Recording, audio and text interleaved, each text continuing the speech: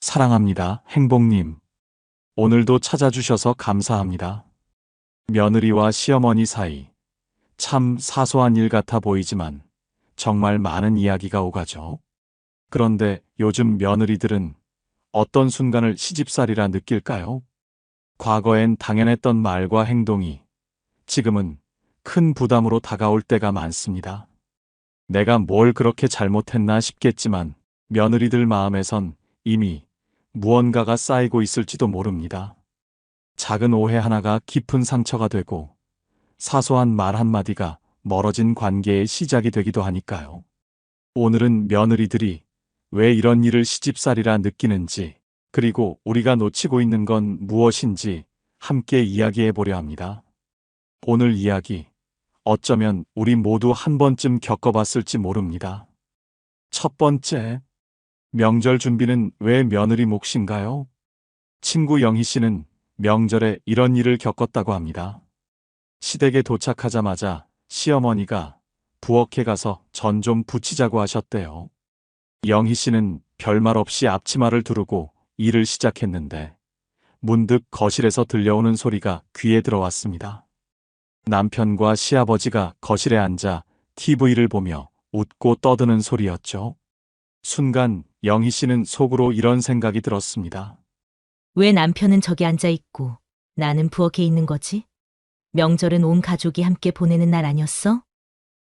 그날 저녁 온종일 부엌에서 음식 준비를 하고 설거지까지 마친 영희 씨는 결국 지친 몸을 이끌고 방에 들어갔습니다. 하지만 마음속엔 여전히 답답함이 남아 있었습니다. 나도 좀 쉬고 싶다.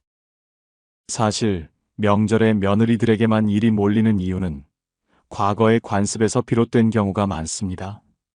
시어머니 세대는 며느리는 명절을 책임지는 존재로 여겨졌고 그것이 당연한 역할처럼 받아들여졌습니다.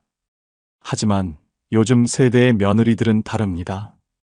명절은 가족 모두가 함께 보내는 시간이어야 한다고 생각하고 일은 공평하게 나누어야 한다는 가치관을 가지고 있죠. 문제는 이 두 세대의 관점 차이가 좁혀지지 않을 때 며느리들에게 명절은 기쁨의 날이 아니라 무거운 짐으로 다가온다는 겁니다. 퇴계 이황은 이렇게 말했습니다. 사람을 대할 때는 스스로의 기준을 상대에게 강요하지 말라. 그 마음을 살펴 존중하라. 명절에 며느리만 일을 맡는 관습 역시 강요가 아닌 존중의 눈으로 다시 바라볼 필요가 있습니다. 그렇다면 어떻게 하면 좋을까요? 명절을 준비할 때 가족 모두가 함께 일하고 또 함께 쉬는 문화를 만드는 건 어떨까요? 시어머니가 이렇게 말해보는 겁니다. 명절은 우리 모두가 즐기는 날이니까 이번엔 각자 맡을 일을 나눠서 해보자. 이 한마디는 며느리에게 큰 위로와 안도감을 줄 수 있습니다. 여러분, 명절은 누군가의 희생 위에 완성되는 날이 아닙니다. 가족 모두가 함께 만들어가는 따뜻한 날이 되어야 하지 않을까요? 작은 배려와 변화가 며느리에게는 큰 감동으로 다가옵니다. 그 변화가 결국 명절을 진정한 가족의 날로 만들어줄 것입니다. 두 번째, 혹시 현관 비밀번호 알려달라고 하시나요? 비상 상황에 대비해야지. 현관 비밀번호 좀 알려줘. 여러분, 이 말 한 번쯤 며느리에게 해보신 적이 있으신가요? 겉으론 단순한 부탁 같지만 며느리들에게는 전혀 다르게 들릴 수 있습니다. 우리 집인데 왜 비밀번호를 알려달라는 거지? 처음엔 당황하고 마음속에서 이런 생각들이 떠오르기 시작합니다. 혹시 내가 없을 때 들어오시면 어떡하지? 샤워하고 맨몸으로 나왔는데 마주치기라도 하면? 현관 비밀번호는 단순한 숫자가 아니에요. 그건 내 공간과 나를 지키는 최소한의 경계입니다. 그 경계를 무너뜨리라는 요청은 며느리들에게 불편함 이상의 감정을 남깁니다. 특히 현대사회에서 개인의 공간은 곧 쉼터이자 유일한 피난처의 의미를 갖고 있습니다.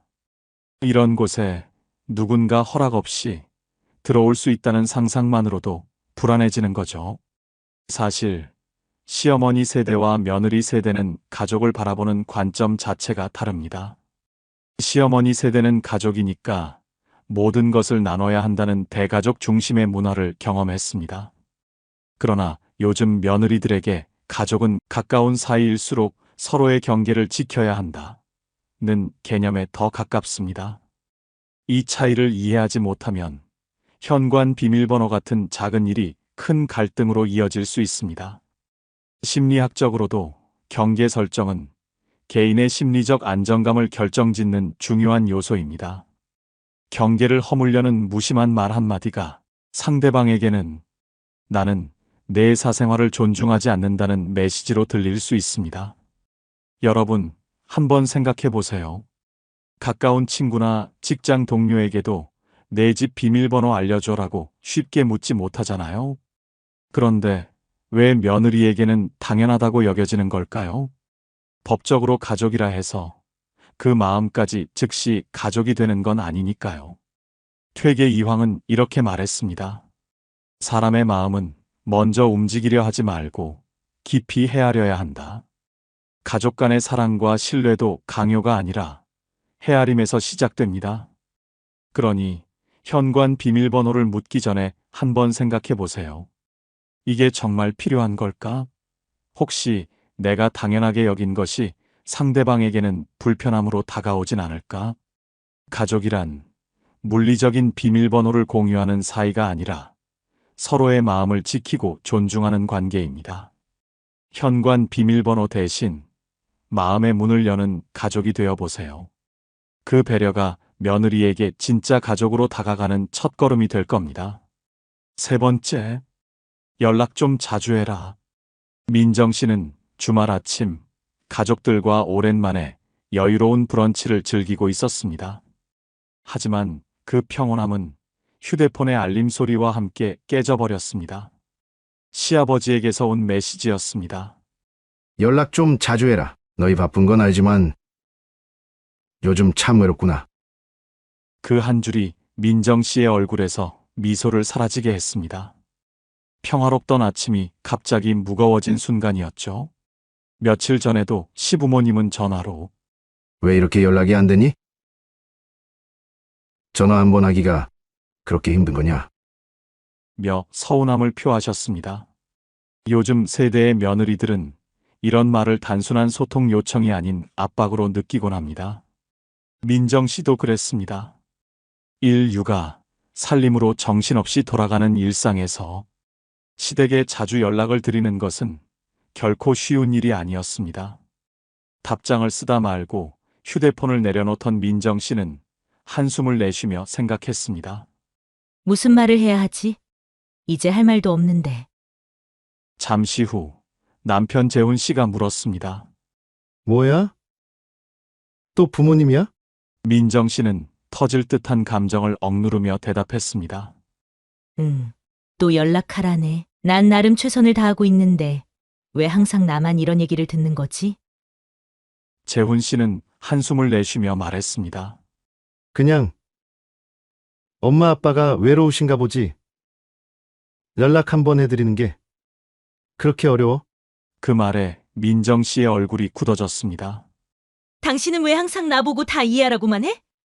당신이 연락하면 되는 거 아니야? 그 순간 둘 사이의 공기가 팽팽해졌습니다. 재훈 씨는 머리를 극적이며 방을 나갔고 민정 씨는 답답한 마음에 브런치조차 즐길 수 없었습니다. 시부모님의 연락 요구로 또다시 부부간의 갈등이 일어난 것입니다. 그렇다면 시부모님의 연락 좀 자주 해라는 말, 그 뒤에는 어떤 심리가 있을까요? 표면적으로는 너희 소식이 궁금해서라는 다정한 이유처럼 들리지만 그 안에는 세대 차이에서 비롯된 복합적인 심리가 있습니다. 시부모님은 이러한 말을 애정의 표현으로 여기지만 요즘 며느리들은 이를 압박으로 느끼고 힘들어합니다. 특히 시부모님의 말이 가족 내 위계 질서를 다시 한번 확인하고자 하는 무의식적인 욕구로 해석될 때도 있습니다. 며느리가 그 말을 들을 때는 일과 육아 가사로 바쁜 하루 속에서 마치 무한히 잘해야만 통과할 수 있는 시험지를 마주한 기분이 듭니다. 연락이 늦어지거나 빠지면 며느리는 스스로를 책망하며 무슨 말을 해야 하지? 이제 할 말도 없는데라는 고민과 압박을 반복합니다. 시부모님과의 대화가 가벼운 안부를 넘어 길어질수록 어색한 침묵이 뒤따르고 그 부담은 점점 커지기 마련입니다. 이러한 세대 차이에서 오는 갈등의 고리를 끊기 위해 시부모님이 먼저 작은 변화를 시도하는 것은 어떨까요? 너희 바쁜 거 알지만 건강하게 잘 지내는 게 제일 중요하니 시간이 될 때 연락 줘도 좋아. 라는 말 한마디는 며느리에게 큰 위로가 됩니다. 이는 단순히 연락 독촉을 넘어서 며느리의 자율성을 존중하며 소통의 다리를 잇는 방법입니다.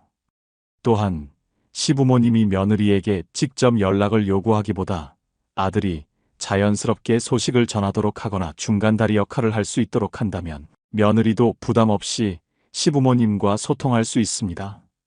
퇴계 이황은 이렇게 말했습니다. 사람을 대할 때는 마음을 다하고 남의 뜻을 헤아릴 줄 알아야 한다.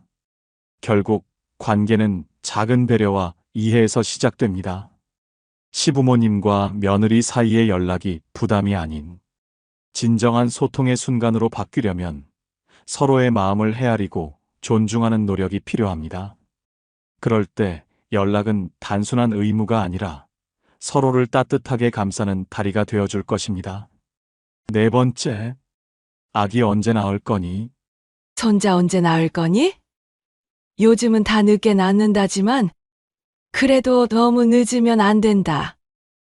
여러분, 혹시 이런 말을 며느리에게 해보신 적 있나요? 겉으로는 걱정과 조언처럼 들리겠지만 며느리 입장에서는 이 말이 어떤 기분으로 다가올까요? 왜 나에게만 이런 부담을 주지? 내가 무슨 잘못이라도 한 걸까? 그 순간 마음속에서는 이런 생각들이 떠오릅니다. 내가 지금도 이렇게 바쁜데 거기에 아기까지. 내 삶은 언제쯤 온전히 내 것일 수 있을까? 사실 손자 이야기는 많은 며느리들에게 민감한 주제입니다. 단순히 아이를 낳는 문제를 넘어 삶의 방향과도 연결되어 있기 때문이죠.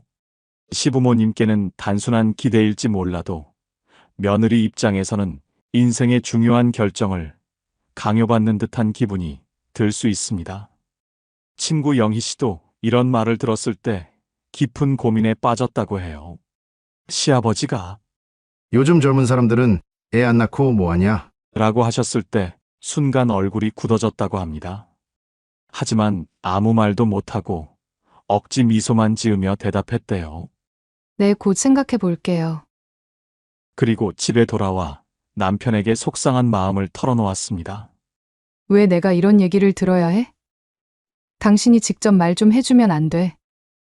남편은 난감한 얼굴로 대답했죠. 그냥 한 말씀 하신 거잖아. 너무 예민하게 받아들이지 마. 이 말을 들은 영희 씨는 더 큰 상처를 받았습니다. 예민하다고? 그럼 나는 이런 말을 계속 들어야 하는 거야? 사실 이런 상황은 세대 차이에서 비롯된 갈등일 때가 많습니다. 시부모님 세대는 결혼하면 아이를 낳는 게 자연스러운 순서라고 생각하셨겠죠. 그런데 요즘 세대는 다릅니다. 아이를 낳는 것은 개인의 선택이고 더 신중히 고민해야 할 문제로 여깁니다.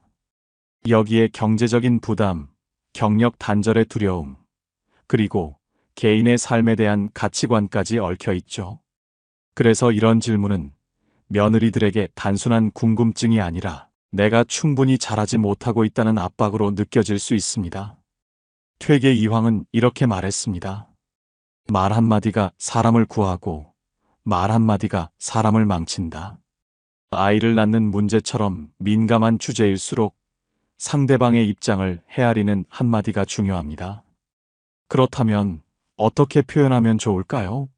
아이 낳는 건 너희의 중요한 선택이니 너희가 편하게 결정하길 바란다. 어떤 선택을 하든 우린 항상 응원할게. 이 한마디는 며느리에게 나를 존중해주는 가족이라는 따뜻함을 전달합니다. 여러분, 손자 이야기는 단순한 농담이 아닙니다. 그 말이 상대방의 삶에 얼마나 큰 영향을 미칠지 한 번 더 생각해 보세요. 그 배려가 시부모님과 며느리 사이를 잇는 든든한 다리가 되어 줄 것입니다. 5번째, 육아 참견. 아이는 그렇게 키우는 게 아니야. 내가 애 키울 땐 다 이렇게 했어. 혹시 이런 말을 며느리에게 해보신 적 있으신가요?